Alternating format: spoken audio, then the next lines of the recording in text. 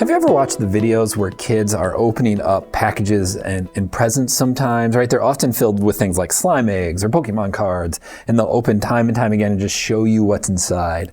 My kids have looked at them a few times, but not a ton, for which I'm very thankful. Though I have sat and wondered, why in the heck does anyone want to watch these? But my kids are riveted, and I can't figure it out. The only thing I have is that there has to be something about the anticipation of what's inside the pack that makes it exciting. And if you think about it broadly, that sense of anticipation is important, right? It's part of what makes Christmas Eve feel exciting and presents under the tree. It's the reason my dad would go around and pick up the presents with his name on it and shake it so that he could try to make it exciting. What could it be? What could it be? Anticipation also plays on the other side, though. When we are anticipating something and it doesn't come to pass, that's incredibly hard, right? When we expect more time or an event or something to occur and then it doesn't, it just stings in ways that we don't expect.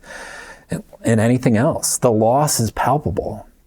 And the reality is that in today's society, as we've moved into May and summer is coming, I think we all have experienced some form of loss, right? Maybe it's income or a trip.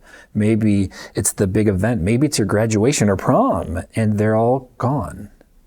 You know, it's hard. I think some of us have lost things that we go, well, it's really not that big of a deal. Some of us have lost things that we think like, well, it was kind of a big deal and it's fine, whatever.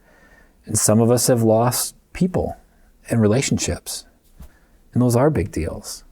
What's hard in today's society is in part because of the speed and transition, and who knows why, we have not had an opportunity to mourn. We haven't really had opportunities to grieve, where we can lay our emotions bare, to do what we do in a funeral, to cast them upon God and just say, are you still with me? And the reality is I think we need that. I know I need that, and I'm willing to bet you do too.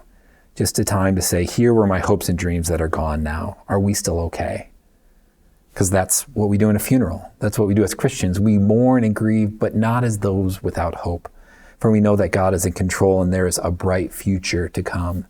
It's the words of the old hymn, great is thy faithfulness, of strength for today and bright hope for tomorrow, because there are better days yet to come.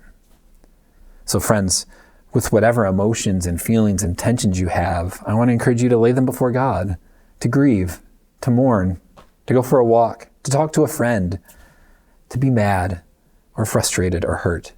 It's okay. God's big enough that he can handle you and he can handle your feelings, and he still walks beside you and stands next to you in the midst of hard times. God bless.